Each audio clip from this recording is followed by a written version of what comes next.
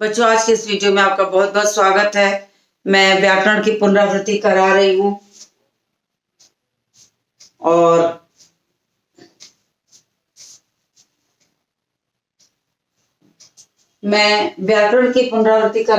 आपको, और जिसमें मैं आपको सर्वनाम पढ़ा रही थी। सर्वनाम के भेद मैंने बता दिए, सर्वनाम की परिभाषा बता दी है, सर्वनाम की उपयोगिता भी मैंने आपको बताई है कि सर्वनाम की उपयोगिता क्या है, क्यों सर्वनाम की आवश्यकता महसूस की गई। जैसा कि शब्द से आपको पता है, सर्वधन नाम यानी सबका नाम, नाम के स्थान पर जो शब्द प्रयोग किए जाते हैं वे सर्वनाम होते हैं। तो और व्याकरणिक परिभाषा की दृष्टि से यदि बात करें तो संज्ञा के स्थान पर प्रयोग किए जाने वाले शब्दों को सर्वनाम कहते हैं, ये यहाँ पर कहा गया है।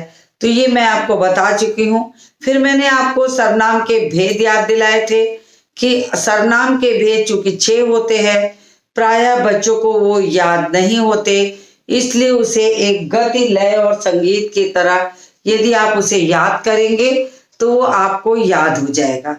तो मैंने आपको कहा था कि आप उसको अपनी उंगली पर इस तरह याद करें कि पुरुष निश्चय अनिश्चय, प्रश्न निश्चय संबंध और सबके साथ वाचक लगाकर सर्वनाम लगा दीजिए, आपको कभी भी वो भूल नहीं सकता। तो ये मैंने आपको कहा था और मैंने बोर्ड पर लिखा था। तो साथ ही साथ और मैंने आपको पुरुषवाचक सर्वनाम तक पढ़ाया था।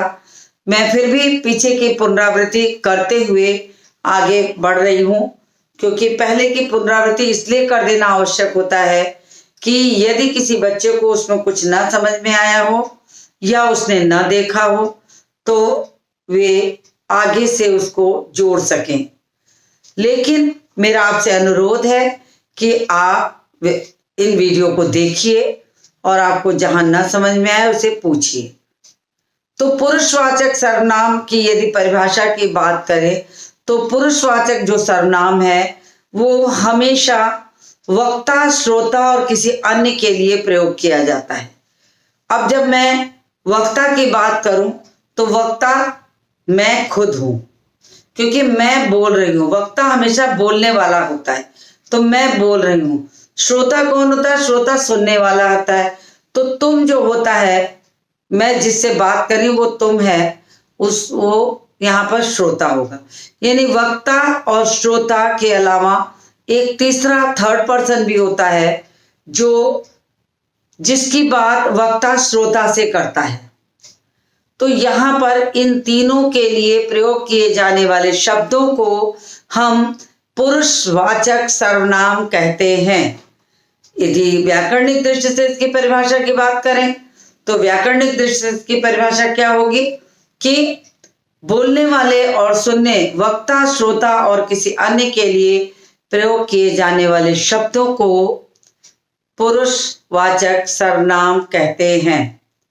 तो इतना मैं आपको बता चुकी थी और मैंने उदाहरण बोर्ड पर लिख करके आपको इसे समझाया था। तो मैंने आज इसकी पुनरावृत्ति कर दी। अब मैं आती हूँ दूसरा, पुरुष के बाद, पुरुषवाचक के बाद अब मैं दूसरा लिखती हूँ।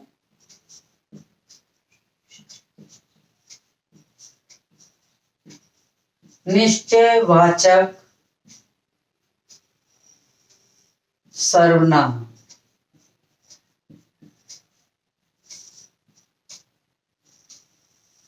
तो अब मैंने आपको पुरुष के बाद निश्चयवाचक सर्वनाम मुझे आपको समझाना है।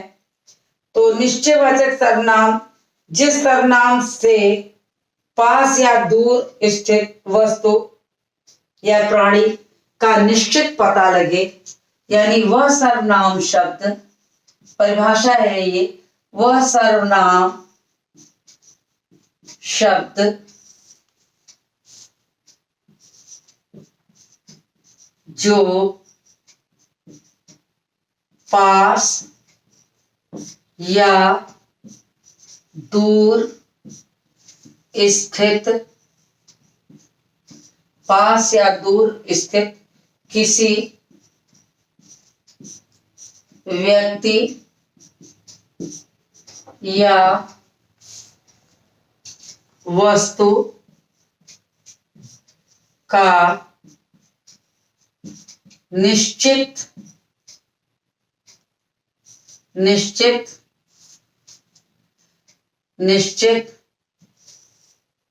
बोध कराए उसे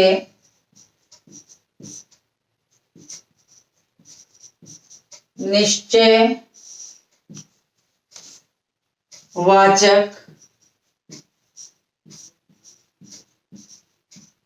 सर्वनाम कहते हैं। तो ये आपकी निश्चयवाचक सर्वनाम की परिभाषा हो गई। कहने का तात्पर्य है कि जिस सर्वनाम शब्द से हमें किसी भी चीज वस्तु का, चाहे वो हमारे पास हो अथवा हमसे दूर हो, लेकिन हमें उसका निश्चित पता हो, वो हमें निश्चित बोध करा रहा हो, तो वो सर्वनाम शब्द निश्चयवाचक सर्वनाम होगा। तो इसके लिए बहुत आसान सा तरीका है कि जैसा शब्द है वैसी परिभाषा, कि वो सर्वनाम शब्द जो निश्चित व्यक्ति या वस्तु का पता लगाए या बोध कराए, वो निश्चयवाचक सर्वनाम है। तो इतनी बात के बाद अब मैं उदाहरण लिखती हूं।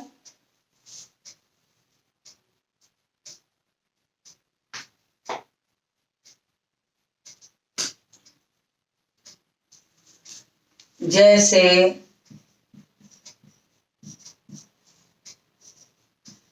वह मेरी पेन है, वह मेरी पेन है।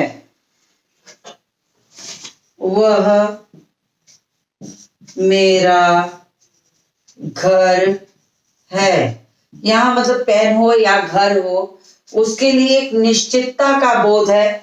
जिस चीज के लिए ये शब्द वह प्रयोग किया गया है, वो घर के लिए वो एक निश्चित स्थिति या चीज का पता लगा रहा, तो यहाँ पर ये निश्चयवाचक सर्वनाम होगा।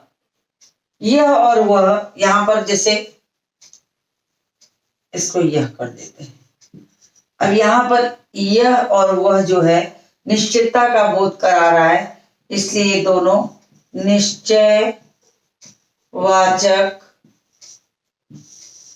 सर्वनाम हैं। तो ऐसे आप भी ये परिभाषा उतार लीजिए, आप इसको उतार लीजिए।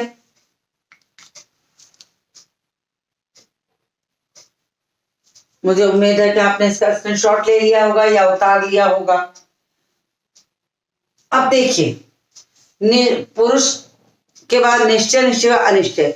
अनिश्चयवाचक सर्वनाम की बात करें तो ठीक इसके विपरीत हो जाता है कि वो सर्वनाम शब्द जो किसी भी वस्तु या व्यक्ति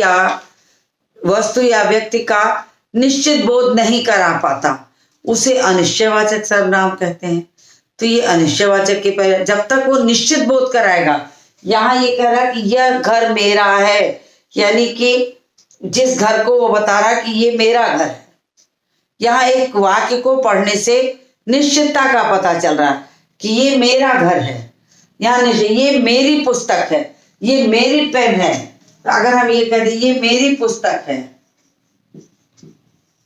तो इसको पढ़ने से निश्चितता का पता चलता है, पुस्तक है तो ये निश्चितता का पता चल रहा है, इस कारण से यहाँ पर ये निश्चयवाचक सर्वनाम हुआ। तो इतनी बात समझ में आ गई होगी आपको। तो मैं अब तीसरा लिखती हूं, अनिश्चयवाचक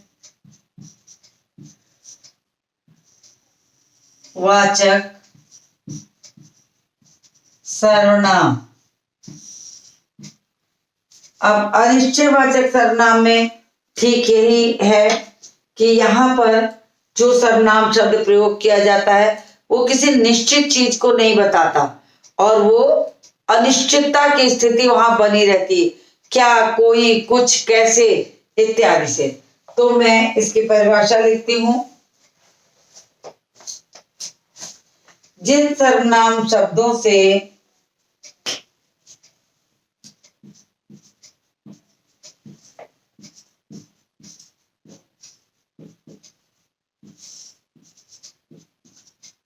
जिन सर्वनाम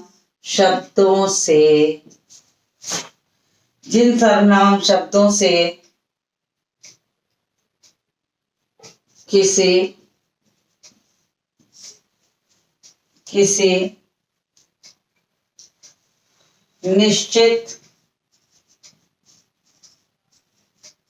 निश्चित व्यक्ति या वस्तु का पता नहीं चलता उसे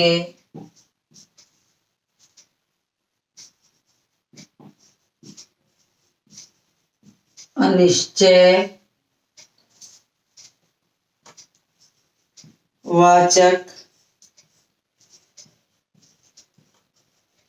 सर्वनाम कहते हैं। तो ऊपर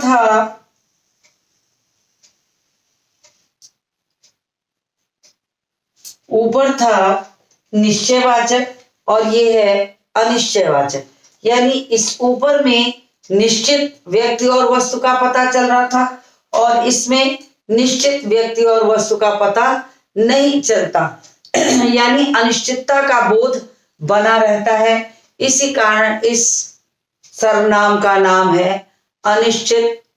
अनिश्चयवाचक सर्वनाम।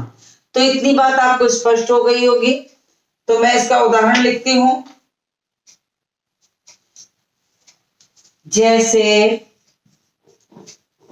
जैसे कोई दरवाजे पर आया है। अब यहां पर कोई कह देने से निश्चितता का पता नहीं चल रहा कि आने वाला कौन है, किसके बारे में कहा जा रहा, बस एक अनुमान लगाया जा रहा कि कोई दरवाजे पर आया है, यानी कि इस कोई से अनिश्चय की स्थिति प्रकट होती है, जिसके कारण ये कोई जो है वो अनिश्चयवाचक सर्वनाम होगा। फिर दूसरा वाक्य है, दूध में कुछ पड़ा है। दूध में कुछ पड़ा है। अब कुछ कहते ही ये पता लग रहा है कि दूध में कोई चीज ऐसी है, पड़ी है, मगर ये नहीं पता है कि दूध में क्या पड़ा है। इस क्या का उत्तर नहीं है, इस कुछ का उत्तर नहीं है, इसलिए इस कुछ ने अनिश्चितता की स्थिति को बना दिया है और जिसके कारण ये जो है अनिश्चयवाचक सर्वनाम हुआ। फिर अगला है, बाजार से कुछ लेते आना।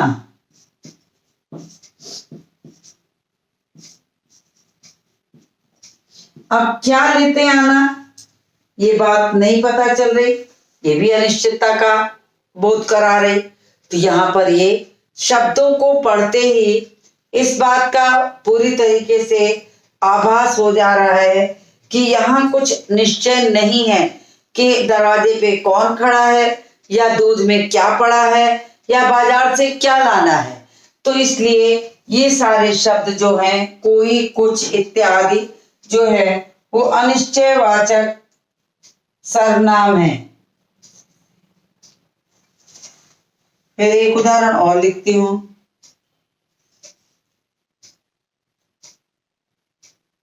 ये बात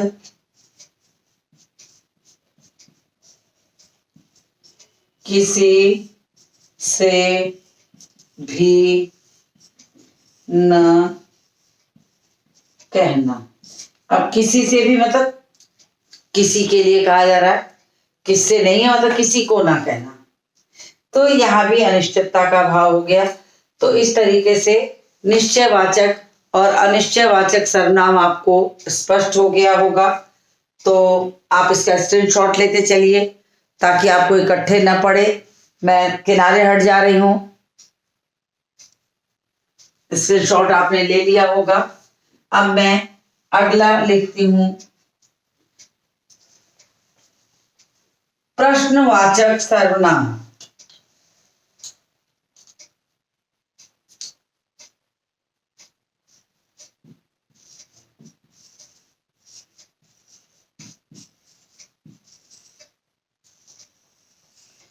प्रश्नवाचक सर्वनाम। अब प्रश्नवाचक सर्वनाम, जैसा कि आपको नाम से ही पता चल रहा है कि प्रश्नवाचक सर्वनाम क्या है, यानी वो सर्वनाम शब्द जो प्रश्न पूछने के लिए प्रयोग किया जाता हो उसे हम प्रश्नवाचक सर्वनाम कहते हैं। मेरी परिभाषा आप फिर से ध्यान से सुनिए कि वो सर्वनाम शब्द जो किसी से प्रश्न पूछने के लिए प्रयोग किया जाता है उसे प्रश्नवाचक सर्वनाम कहते हैं।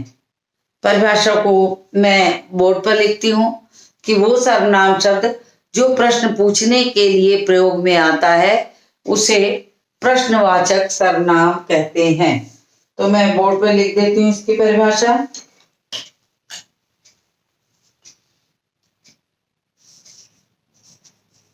वह सर्वनाम शब्द जो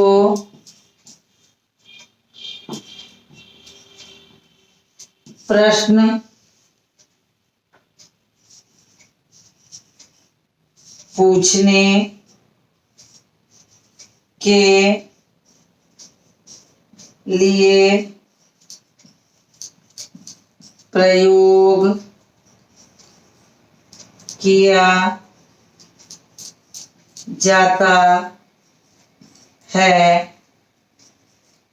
उसे प्रश्नवाचक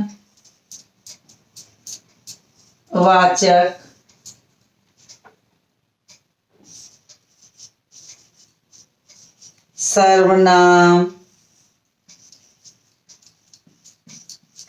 कहते हैं। तो परिभाषा मैंने लिख दी बोर्ड पर। अब मैं उदाहरण ऊपर लिखूंगी, तब तक आप इसका स्क्रीनशॉट लेके कंप्लीट कर लीजिए। अपना आपका कंप्लीट हो जाना चाहिए इतनी देर में। आपका हो गया होगा मुझे उम्मीद है, चाहे आपने उतारा हो या आपने स्क्रीनशॉट लिया हो।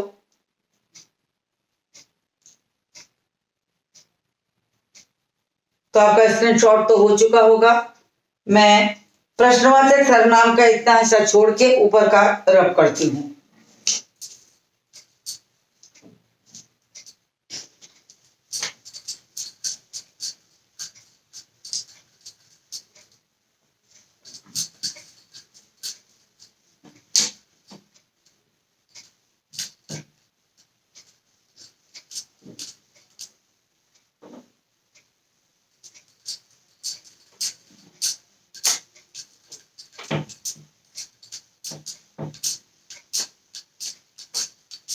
तो प्रश्नवाचक सर्वनाम पे हम लोग आ गए हैं।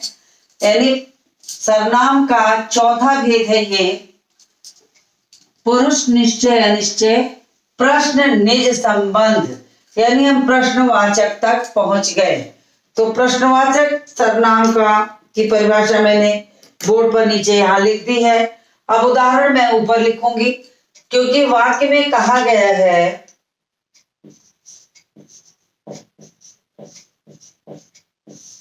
कि वो सर्वनाम शब्द जो प्रश्न पूछने के लिए प्रयोग किया जाता है उसे हम प्रश्नवाचक सर्वनाम कहते हैं।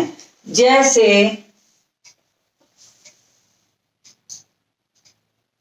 तुम्हारा नाम क्या है?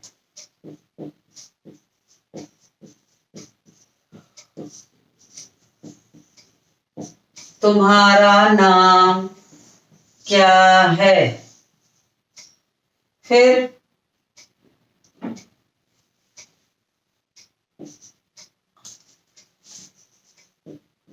वहां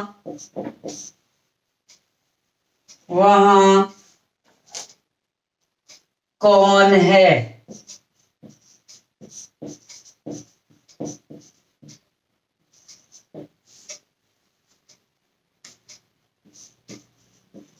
तुम्हारे पास कितने रुपए हैं?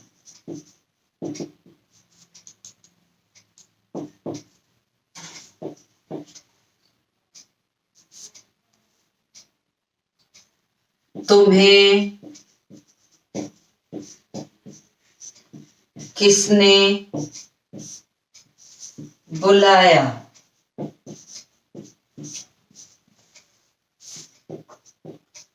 तुम कितने भाई बहन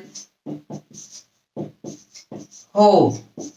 इस तरह के कोई भी प्रश्न हो सकते हैं जिससे कि आपको ये लगे कि आपने कोई प्रश्न किसी से किया है। यानी वो सर्वनाम शब्द जो प्रश्न पूछने के लिए प्रयोग किया जाता है उसे हम प्रश्नवाचक सर्वनाम कहते हैं, जिसका कि उदाहरण मैंने बोर्ड पर लिख दिया है। तो इतनी बात आपको समझ में आ गई होगी। अब मैं अगले की तरफ बढ़ती हूं।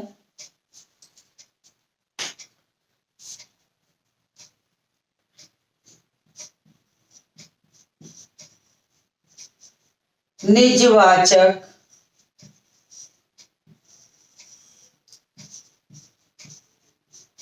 सर्वनाम।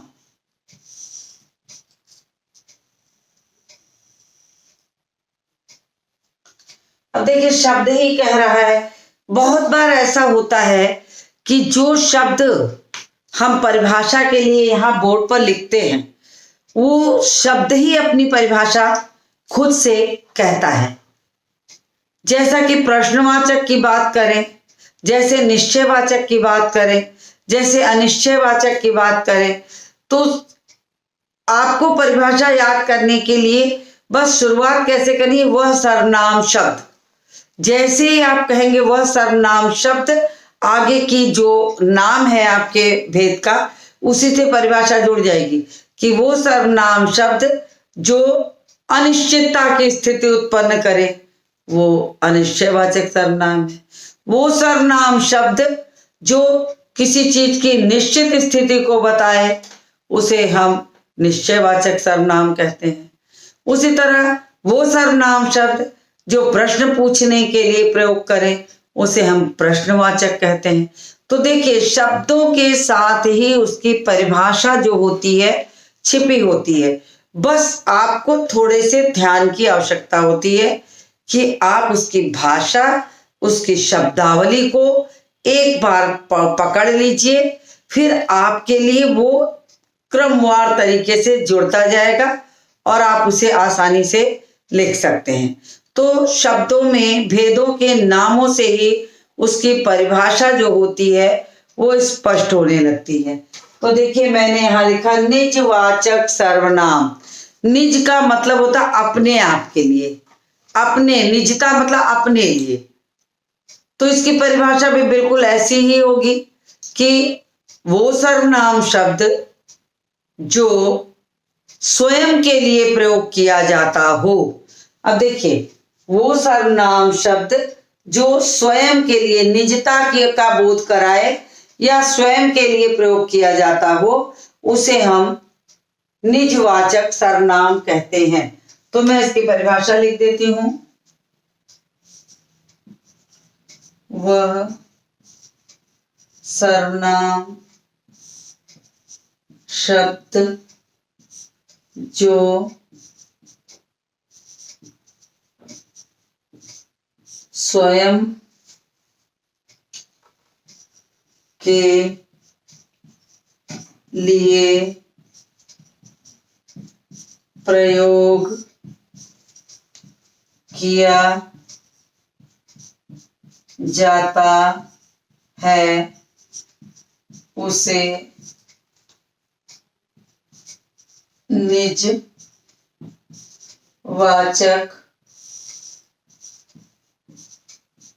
सर्वनाम कहते हैं। अब देखिए, मैंने अभी कहा था ना कि इसी में परिभाषा छिपी होती है और जो स्वयं के लिए प्रयोग किया जाता हो उसे हम निजवाचक सर्वनाम कहते हैं। जैसे मैं अपने आप चला जाऊंगा। आगे बात समझ में?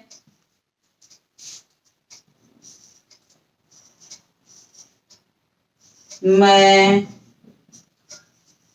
अपना कार्य स्वयं कर लूंगा। यहाँ पर जो शब्द प्रयोग किए जाते हैं वे शब्द हमेशा अपने आप, स्वयं, खुद इत्यादि जैसे जो शब्द होते हैं, जो निजता सूचक होते हैं, जो खुद के लिए प्रयोग किए जाते हैं, उन्हीं शब्दों का हम प्रयोग करके यहाँ लिखते हैं। तो यहाँ पर देखिए, अपने आप, स्वयं, ये निजता सूचक शब्द हैं। निजता सूचक होने से ये पता लगाता है इसे कि इसमें निजता का बोध हो रहा है। तो मैं अपने आप चला जाऊंगा, मैं अपना कार्य स्वयं कर लूंगा।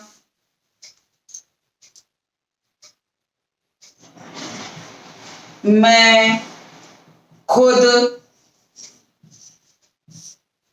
खाना खा सकता हूं। यहां भी खुद के लिए कहा जा रहा है, स्वयं के लिए कहा जा रहा है। तो देखिए, ये शब्दों से बिल्कुल स्पष्ट हो जा रहा है कि वो सर्वनाम शब्द जो निजता का बोध कराए या वो सर्वनाम शब्द जो स्वयं के लिए प्रयोग किया जाए उसे हम निजवाचक सर्वनाम कहते हैं।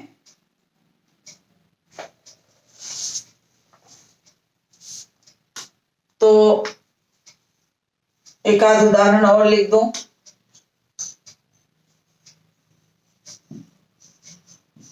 मैं अपने आप दिल्ली चला जाऊंगा। तो ये हो गया आपका, स्क्रीनशॉट ले लीजिए। तो मैं अगला छठा आपको लिखवा दूं, संबंधवाचक सर्वनाम।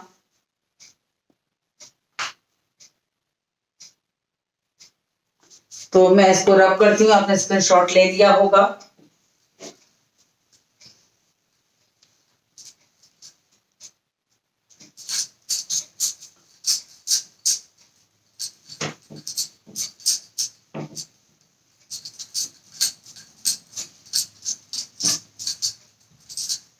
अब आखिरी बचा इसमें संबंधवाचक सर्वनाम।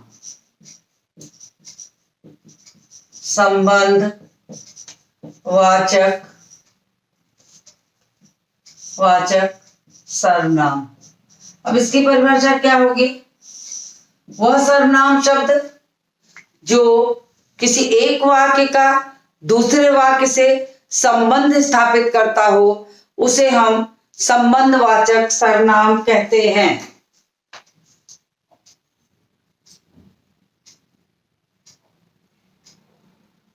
तो इसका उदाहरण लिखिए।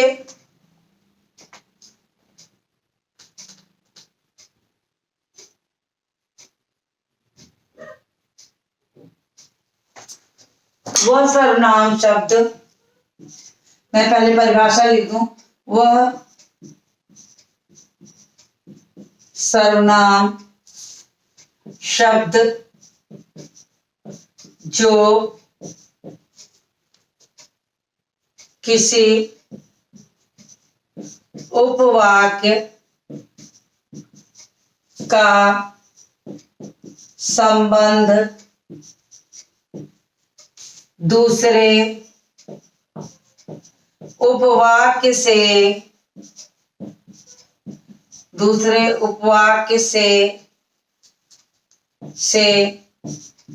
करता हो उसे संबंधवाचक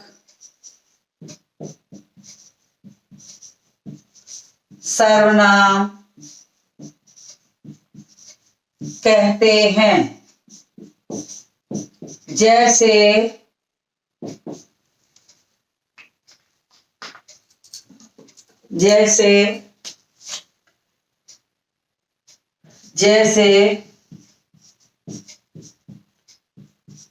जिसकी लाठी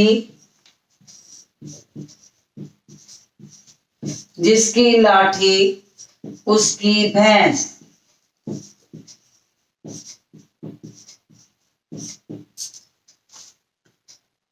जो जीता वही सिकंदर। तो इस तरह के वाक्य इसमें होते हैं जिसमें दो उपवाक्य होते हैं, दोनों उपवाक्यों का आपस में संबंध दिखाया गया हो ऐसे। फिर जो करेगा सो भरेगा, जो करेगा सो भरेगा। तो इसी तरह के वाक्य इसमें होते हैं। तो मुझे उम्मीद है कि इतनी बात आपको समझ में आ गई होगी। आप स्क्रीनशॉट इसका ले लीजिए।